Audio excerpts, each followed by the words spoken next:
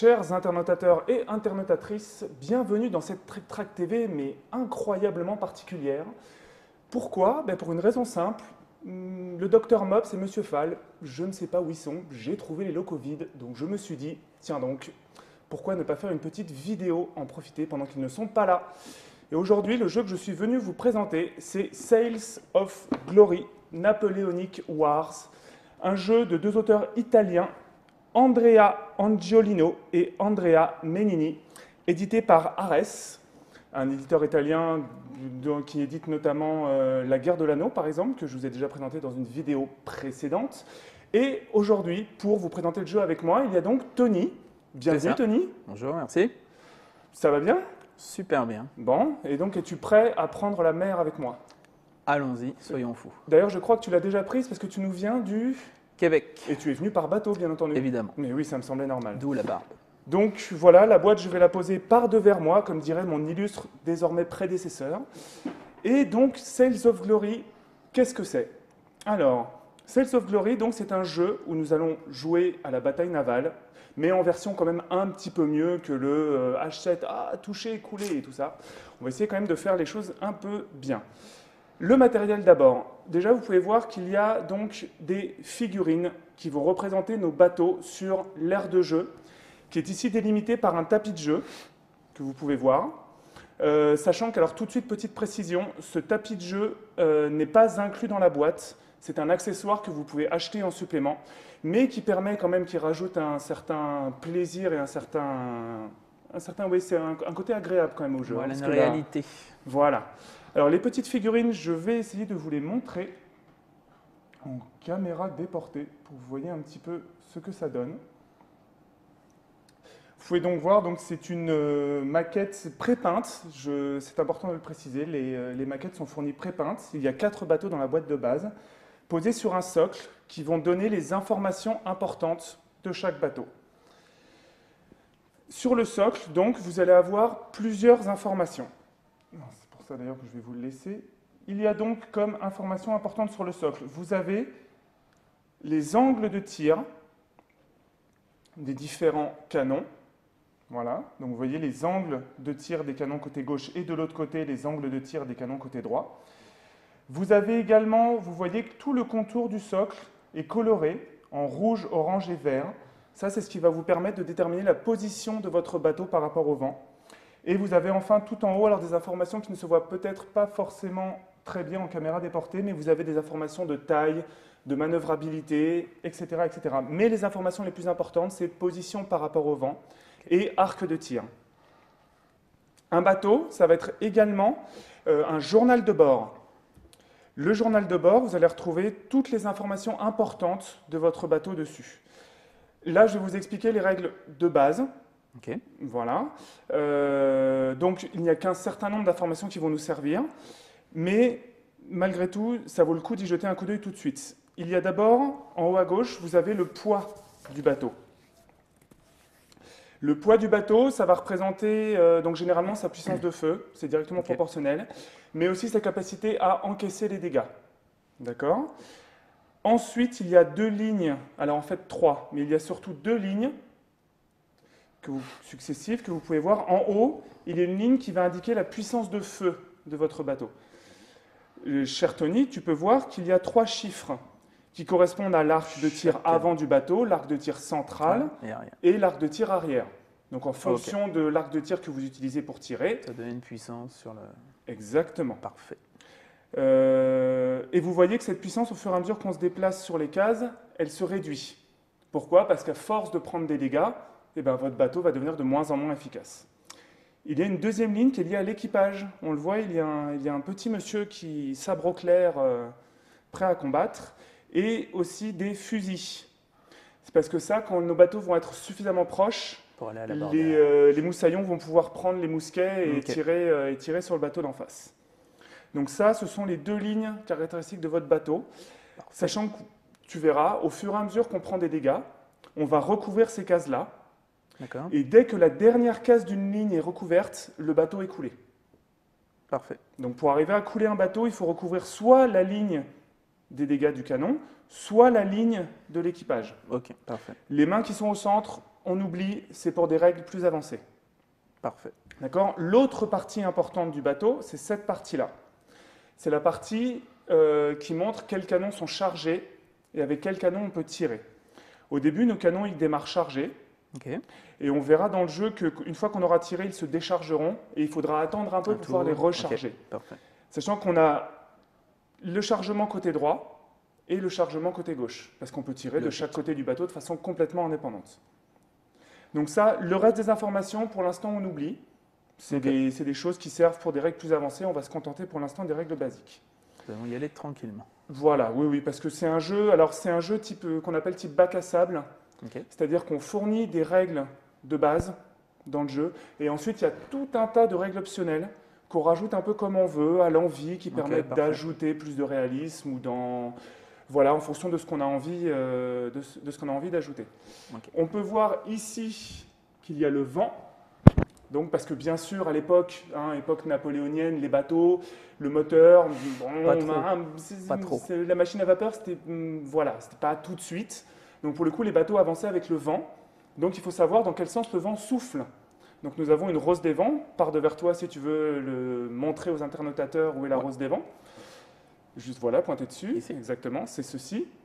Même à la limite, nous allons la montrer en caméra déportée. Cette superbe rose des vents. Voilà, donc vous voyez, avec une petite flèche qui vous indique le sens du vent. Vous pouvez voir qu'il y a également potentiellement la force du vent. Alors ça, pareil, règle avancée, on ne va pas utiliser ça. Et de la même façon, le vent va pouvoir changer de direction, mais ça, c'est pareil, c'est dans les règles plus avancées. Pour l'instant, donc, pour notre partie, pour cette explication, en tout cas, le vent viendra toujours du même côté. Parfait. C'est un jeu à base de scénario. C'est-à-dire qu'il va y avoir une mise en place particulière et des objectifs de victoire particuliers à chaque mission. Là, vous avez une mer vide, mais il y a des scénarios pour lesquels on rajoute des éléments comme des îles, des récifs qu'il va falloir éviter, sinon on s'échoue, etc. Il y a vraiment beaucoup de possibilités. Ici, le scénario basique qu'on jouera certainement dans une prochaine vidéo, ce sera un scénario basique. Comment ça marche maintenant? Ben oui. Associé à chaque bateau, il y a une chose supplémentaire, il y a des cartes de manœuvre. Chaque bateau a son propre deck de cartes manœuvre, que si je vous les montre en caméra déportée, ressemble à ceci, une carte manœuvre. Alors, on va peut-être même, pour le coup, la mettre à l'endroit. Voilà. Une carte manœuvre standard, vous voyez qu'il y a 3 flèches sur cette carte manœuvre. On va utiliser que la flèche du centre, parce que les 3 flèches correspondent à augmenter ou diminuer la voilure du bateau. Pareil, encore une fois, toujours pareil, règle avancée, on ne va pas les utiliser.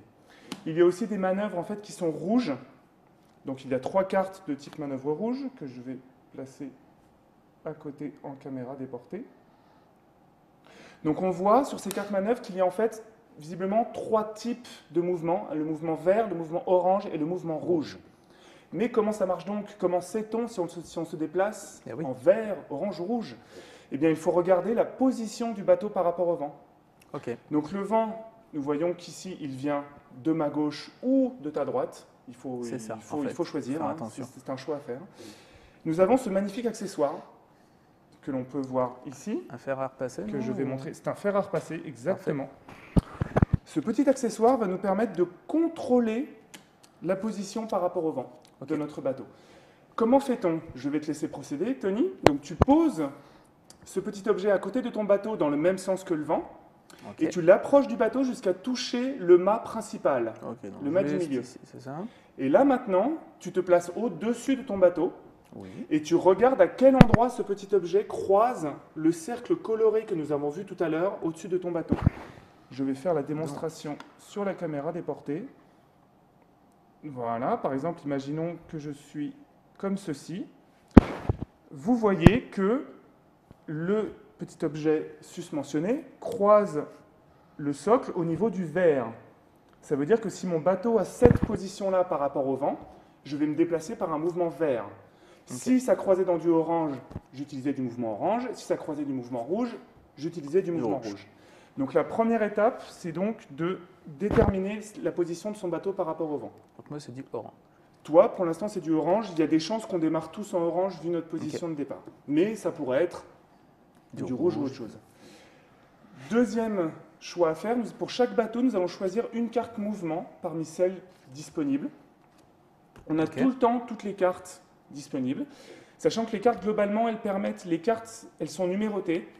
Alors, ces numéros-là servent à quelque chose dans les règles avancées, mais là, surtout, les numéros 5, c'est pour aller tout droit. Inférieur à 5, c'est pour tourner à gauche. Alors, à gauche, excusez-moi pour les puristes de la voile, mais à gauche, ça ne se dit pas, mais on va faire simple, on va dire que c'est à gauche et à droite. Hein. Et les numéros au-dessus de 5, c'est pour tourner à droite. Sachant que plus le numéro est extrême, plus le virement de bord est extrême. Voilà. Comment ça marche quand vous êtes en vert ou orange? Donc vous devez sélectionner une carte parmi les cartes qui vous présentent des flèches orange ou vertes. Vous en sélectionnez une. On va tous sélectionner notre carte face cachée. D'accord. Une fois que tout le monde a sélectionné, on va se déplacer. Comment ça marche le déplacement? Si c'est une carte orange ou verte que vous avez dû jouer, vous allez la placer devant votre bateau, de telle sorte que la ligne que vous utilisez, donc celle du milieu, vu qu'on a dit qu'on utilisait, alors Monsieur Fall est en train de nous réaliser un magnifique zoom. Vous positionnez, alors Tony, ça va être toi qui va nous effectuer, nous pouvons l'effectuer tous les deux, magnifique. Superbe. Et ensuite, vous déplacez votre bateau de telle sorte que l'arrière du bateau se retrouve à la limite de la flèche concernée. Donc si vous êtes en orange, vous vous arrêtez à la flèche orange. Si vous êtes en vert, vous continuez jusqu'à la flèche verte.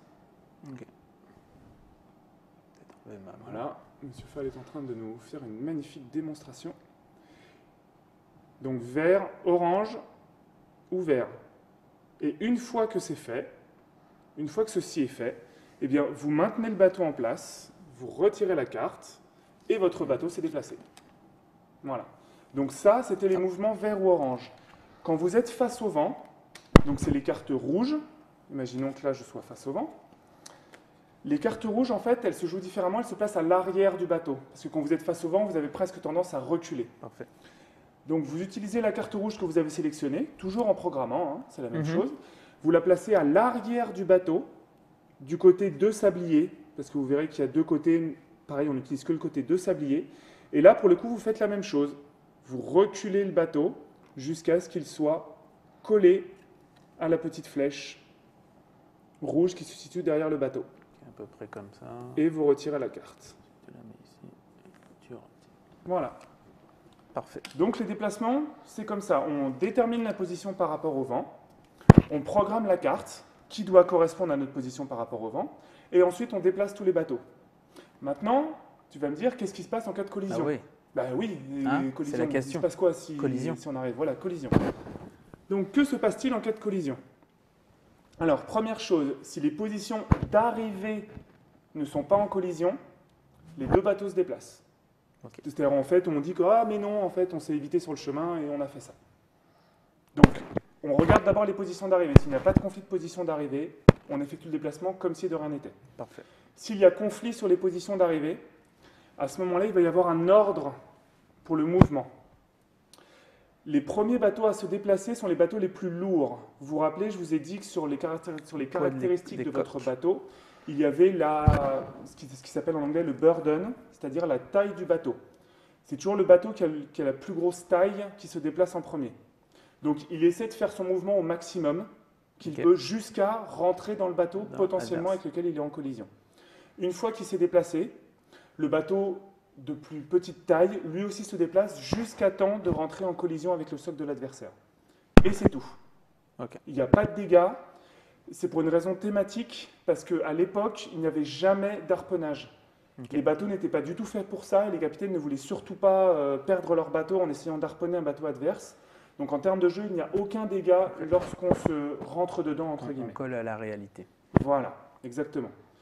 Donc si par hasard les bateaux sont de même taille, à ce moment-là, c'est le bateau qui a la meilleure attitude par rapport au vent, la meilleure position par rapport au vent. Donc d'abord le bateau qui est en vert, ensuite le bateau qui est en orange, et ensuite le bateau qui est en rouge. Et s'il y a encore égalité, c'est au hasard. Ça peut arriver, mais bon, c'est au hasard. Plouf, quoi. Voilà. Donc ça, c'est les déplacements.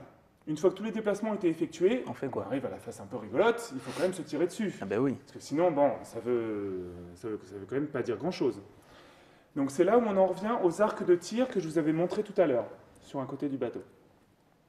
Et nous avons ici une magnifique réglette, alors que nous n'allons pas pouvoir voir en entier dans la caméra déportée, mais ce n'est pas très grave, vous allez en voir une partie. Vous voyez donc une réglette qui va permettre de mesurer la distance entre les bateaux, et donc il va permettre de déterminer en fait dans quel type de dégâts on va aller piocher.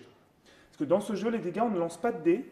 Ce n'est pas un jeu où on lance des dés, c'est un jeu où on pioche des jetons au hasard. Ouh. Et dans quel sachet pioche-t-on des jetons? Eh bien, ça dépend de la distance qu'on a avec l'adversaire, et c'est la réglette qui nous la donne. Parfait. Donc, comment fait-on pour savoir si on est à portée de tir de l'adversaire? Eh bien, on prend sa réglette, on la positionne collée au petit rond rouge qui est à la base de l'arc de tir, et on regarde si en restant dans l'arc de tir, on arrive à toucher le socle. Et là, ce qui compte vraiment, c'est le socle. La figurine n'est vraiment que esthétique. D'un point de vue mécanisme de jeu, c'est uniquement le socle qui compte. Okay. Donc, vous pouvez essayer de voir dans quel arc de tir vous arrivez à attaquer un bateau. Pour un côté donné, vous ne pouvez attaquer qu'un seul bateau. Donc, même si vous en avez plusieurs à porter, il faut en choisir un sur lequel vous tirez. Bien entendu, vous ne pouvez pas tirer derrière un autre bateau. Parce que les boulets de canon, bon, tirer au-dessus, ouais, c'était pas génial à l'époque. Un lobe, peut-être. Un lobe, mais bon, c'était pas évident. Non, puis les canons, c'était dangereux. Viser, c'était plus difficile. Ça se trouve, il est retombé sur ton propre bateau. Non, pas bien. Voilà, pas bien. Donc, généralement, c'est mieux de tirer avec l'arc de tir central, parce qu'on l'a vu tout à l'heure, l'arc de tir central est plus puissant. Donc, pour chacun des bateaux, on va regarder si on est à portée de tir. Et pour le coup, dès qu'on est à portée de tir, eh ben, ça va occasionner des dégâts à l'adversaire. Comment ça marche? Là, vous voyez, dans mon exemple, par l'arc de tir avant, parce que l'arc de tir central, il n'est pas bon, je ne touche pas le socle. Ok, on va, hop. Est-ce qu'on peut choisir avant Alors, tu choisis l'arc de tir avec lequel tu veux tirer. Tu peux essayer plusieurs fois. Si tu essayes plusieurs, tu vérifies dans quel arc de tir tu touches, et ensuite tu choisis. Ok. Voilà. Donc là, par exemple, on voit que mon bateau, il peut tirer sur l'arc de tir avant. On voit que, alors avec le jeu de base, il y a juste les zones A et B qui sont utilisées. Les zones C et D que vous voyez sur la réglette, pareil, règle avancée. Donc tout l'avant de la réglette, c'est la zone A. Tout l'arrière de la réglette, c'est la zone B. Donc là, on voit que je te touche en zone B. Ma puissance de feu sur l'arc avant, elle est de 4. Ça veut donc dire que tu vas tirer 4 jetons dégâts dans le sachet B. Okay. Je te laisse tirer les jetons. Une main innocente. Une main complètement innocente. Voilà. J'en prends. 1, 2, 3, 4. Alors vas-y, passe-les-moi. Pour le coup, je vais les montrer en caméra déportée. Voilà. Merci. Donc ça, ce sont les jetons dégâts que nous pouvons tirer. Normalement, c'est magnifique. Ouh là là, j'ai quasiment tous les exemples. C'est très bien. Hop. Voilà. Donc ça, ce sont les jetons dégâts.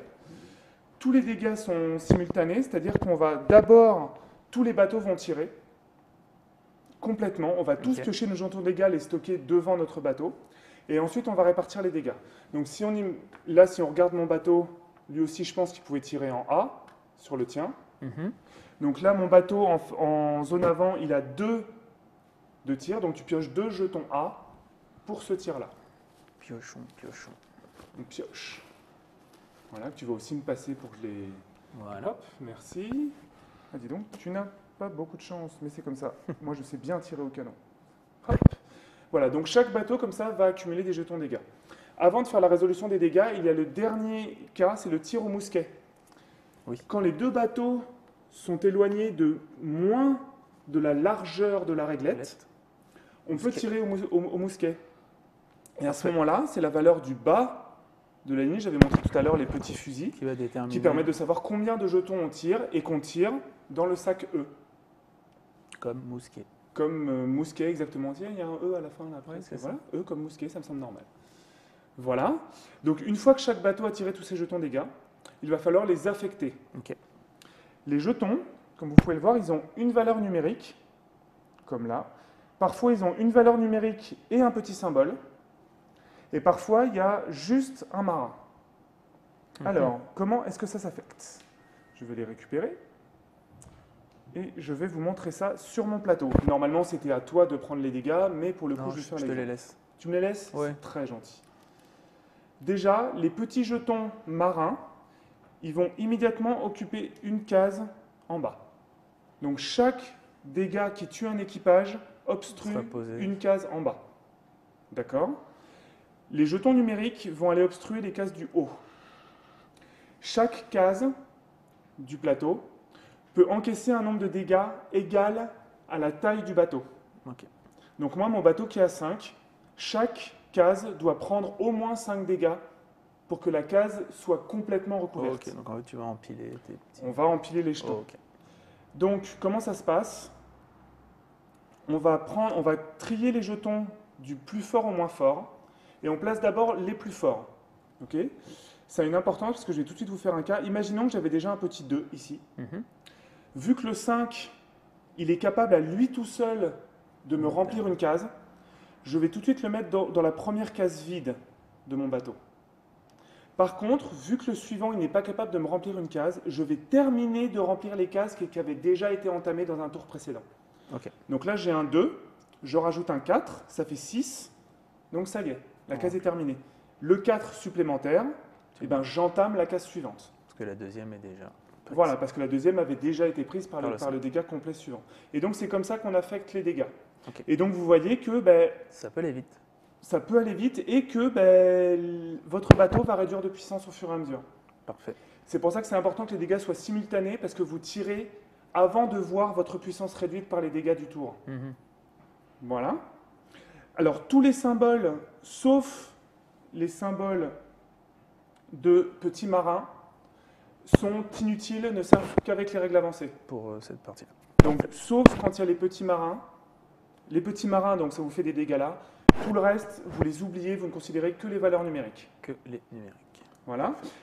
Donc, ça, c'est la résolution du tir. Quand vous avez tiré d'un côté, vous allez retourner le petit jeton pour indiquer que vous avez tiré de ce côté-là. Ok, vous pouvez tirer des deux côtés, vous n'êtes pas obligé de tirer même si vous êtes à portée. Ah. Ça peut être important parce que si vous verrez après pourquoi, mais si vous tirez sur l'arc avant, c'est un peu moins puissant que l'arc central. Ouais.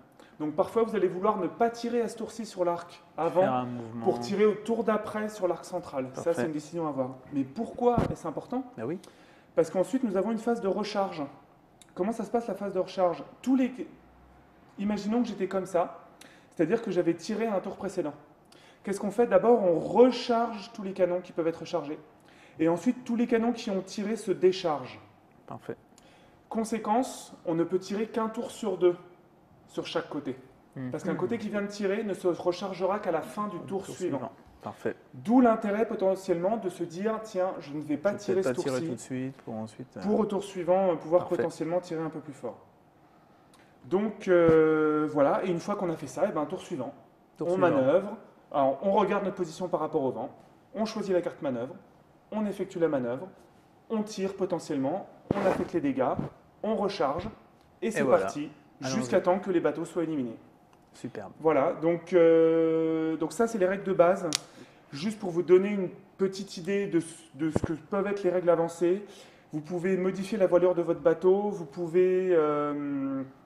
le vent peut changer de direction, le vent peut changer de force. Dans le jeu avancé, vraiment très avancé, toutes les actions du bateau doivent être programmées.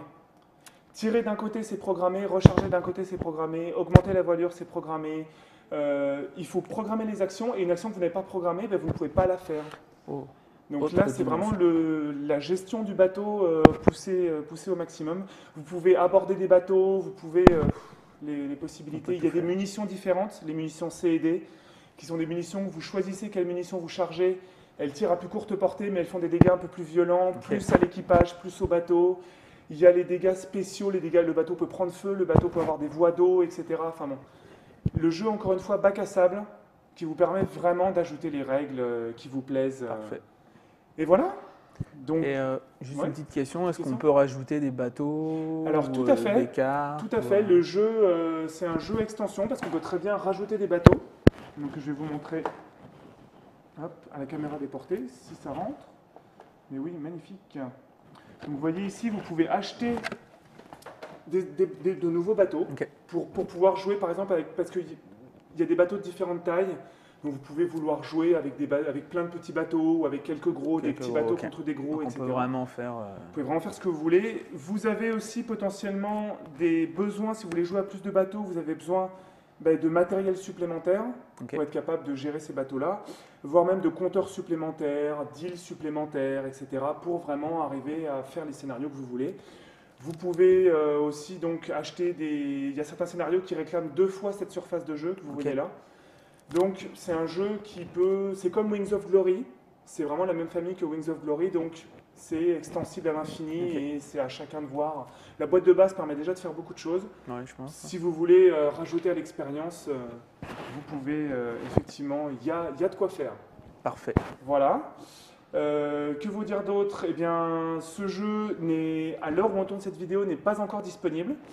Il devrait l'être soit à la toute fin du mois de décembre, soit courant janvier. Un prix public conseillé qui devrait tourner autour des 80 €.